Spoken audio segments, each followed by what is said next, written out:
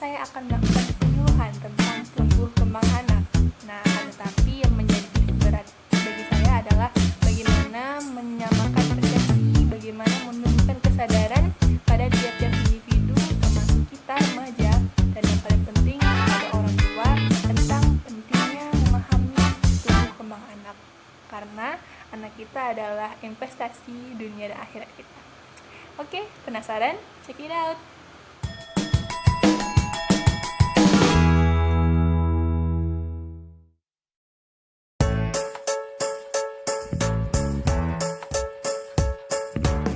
Menjadi orang tua, menjalankan peran pengasuhan adalah proses maraton jangka panjang. Tidak ada yang sempurna, tapi kita perlu punya bekal. Dan salah satu bekal utamanya adalah memahami tahap perkembangan anak. Tahap perkembangan anak penting kita kuasai agar kita tahu tujuan pengasuhan jangka panjang. Kalau anak kita sekarang umurnya 1 tahun, tidak berarti kita tidak perlu paham apa yang ada di tahap perkembangan selanjutnya. Tujuan-tujuan kita hari ini jangan sampai mengalahkan tujuan-tujuan kita untuk tahun-tahun mendatang. Menjadi orang tua juga menuntut kita memahami bahwa aspek perkembangan seringkali bukan hanya tentang apa yang bisa terlihat. Misalnya aspek perkembangan fisik anak yang mudah kita bandingkan dengan saudaranya sendiri atau anak tetangga. Tetapi aspek perkembangan sebetulnya sesuatu yang sangat luas dan perlu dilihat utuh. Ada aspek perkembangan yang berkaitan dengan kognitif dan bahasa, ada yang berkaitan dengan sosial emosional, dan tentu saja ada yang berkaitan dengan perkembangan fisik anak. Semua aspek perkembangan dan tahapan perkembangannya saling berkaitan. Apabila ada hambatan di salah satu tahapan, maka itu akan mempengaruhi tahapan selanjutnya. Karenanya menjadi sangat esensial bahwa orang tua terus mengaktifasi kegiatan-kegiatan yang dibutuhkan anak yang akan berbeda-beda di setiap tahap perkembangannya.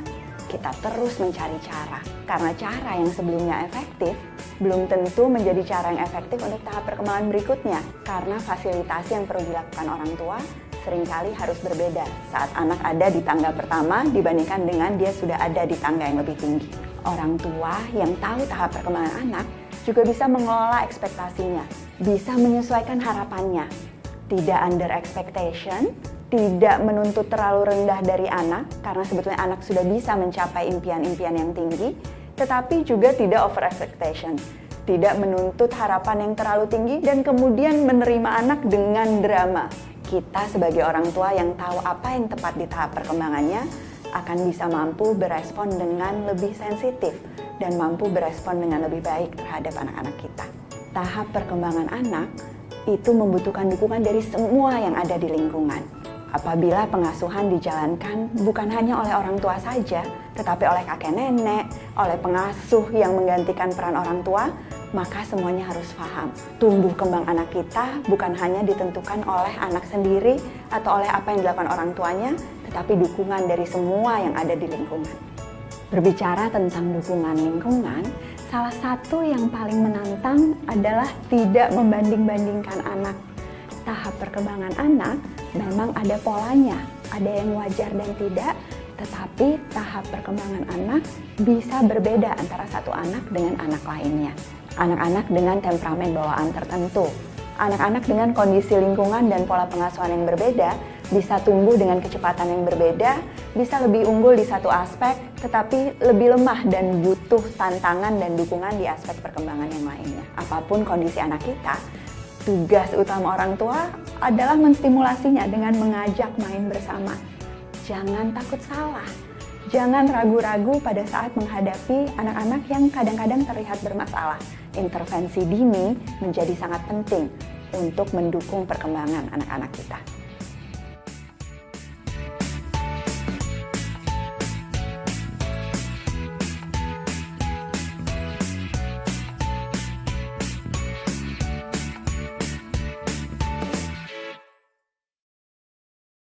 Bismillahirrahmanirrahim. Assalamualaikum warahmatullahi wabarakatuh. Salam. Selamat siang Ibu.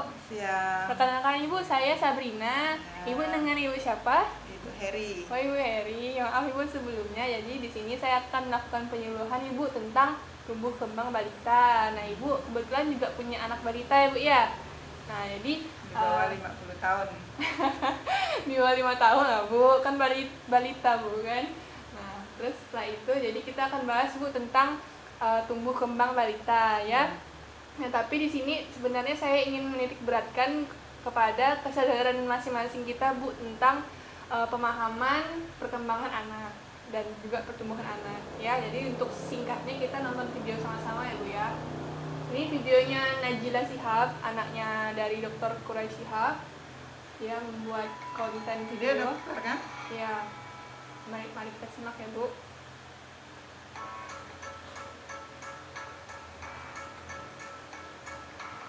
Menjadi orang tua, menjalankan peran pengasuhan adalah proses maraton jangka panjang. Tidak ada yang sempurna, tapi kita perlu punya bekal. Dan salah satu bekal utamanya adalah memahami tahap perkembangan anak. Nah, jadi begitu Bu videonya ya, tentang memahami perkembangan anak. Dan kita itu bisa memahami tujuan pengasuhan jangka panjang, mengobservasi atau mengamati, serta memahami aspek-aspek penting perkembangan anak. Tiap tahap perkembangan saling berkait. Kegagalan di tahap perkembangan tertentu dapat berpengaruh pada perkembangan anak di tahap selanjutnya.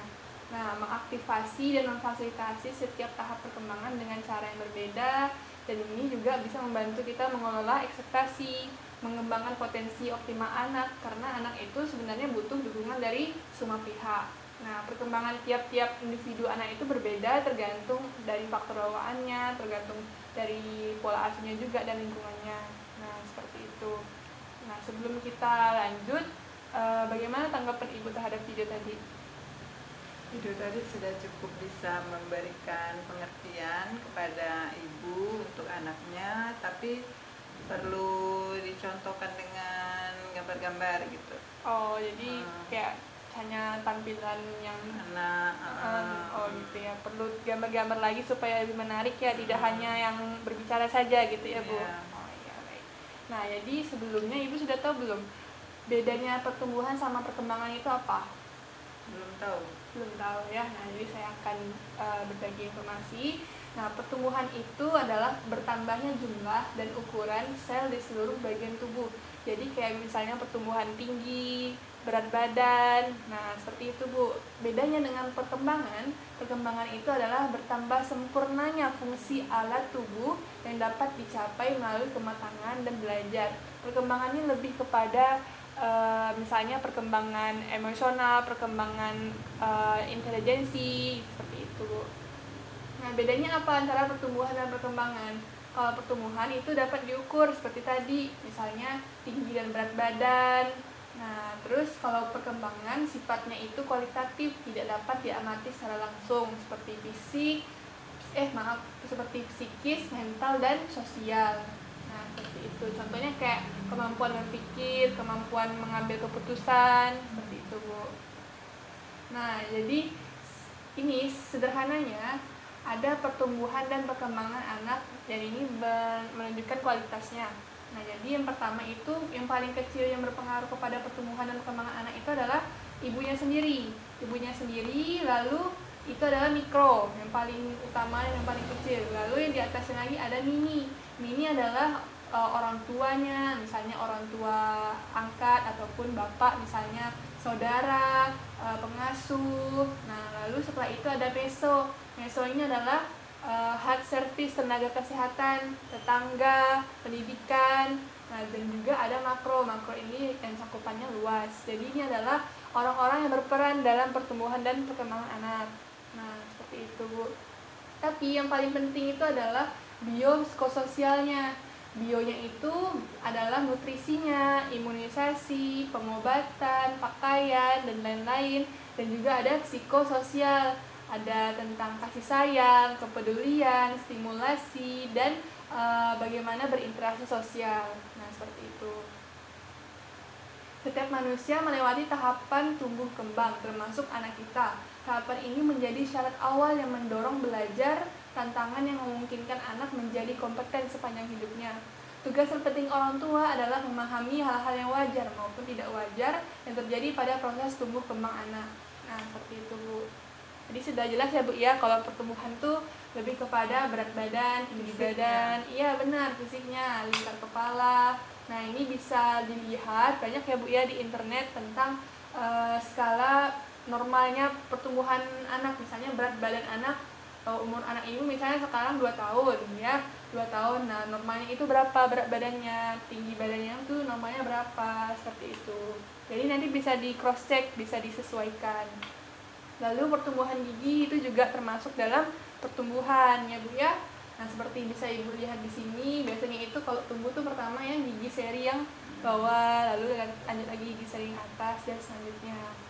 Nah, terus ada pertumbuhan pada matanya juga. Jadi kalau pada saat lahir itu kan bayi itu kan hanya bisa melihat, sebenarnya masih bisa melihat hitam dan putih saja, nah, tapi akan seiring berjalannya waktu dia akan juga semakin tumbuh dan berkembang. Begitu juga dengan pendengaran. Nah, jadi setelah itu kita lanjut ke perkembangan. Nah, tadi kan sudah pertumbuhan Bu. Nah, sekarang ada perkembangan, dimensi perkembangan anak. Yang pertama itu adalah kognitif, intelektualnya, bagaimana dia berpikir, mengingat, memecahkan masalah, lalu konsep diri, tentang identitas dirinya, gambaran dirinya, aku ini seperti apa sih orangnya. Nah, tapi rata-rata kalau misalnya pada saat balita ini masih belum terlalu terlihat ya Bu ya. Nah, lalu juga ada kaitannya dengan sikap beragama. Nah, motorik ini adalah gerak tubuhnya. Nah, lalu emosional itu pengendalian pikiran, perasaan, perilaku, dan juga bagaimana dia berhubungan sosial dengan orang lain, tata bahasanya dalam memahami dan menyampaikan informasi, dan juga dalam berperilaku moral, yang baik ataupun buruk. Itulah tentang dimensi perkembangan anak. Nah, tahap perkembangan itu sebenarnya dari bayi, dari dia di dalam kandungan itu lahir, lalu menjadi anak-anak dan jadi anak prasekolah, anak yang menuju ke sekolah. Lanjut nih, jadi tahap perkembangan umum itu yang pertama aspek kognitif. Nah, dia itu dibagi ya, karena ini balita jadi dibagi antara umurnya. Kalau 1-2 tahun, balita itu dapat menunjuk apa yang diinginkan dan apa yang ada di buku, dapat mengikuti perintah sederhana, mengenal anggota bagian tubuh dan mengenal anggota keluarga. Nah, tapi kalau bayi umurnya 2-3 tahun, maksudnya balita, dia itu dapat bermain dengan mainan berkancing, menyusun 3-4 puzzle, itu contohnya. Lalu kalau yang usia 3-5 tahun, dia dapat menyebut beberapa warna dan angka, dapat berhitung, memahami bagian dari cerita. Nah, itu adalah aspek kognitif, aspek intelektualnya Bu.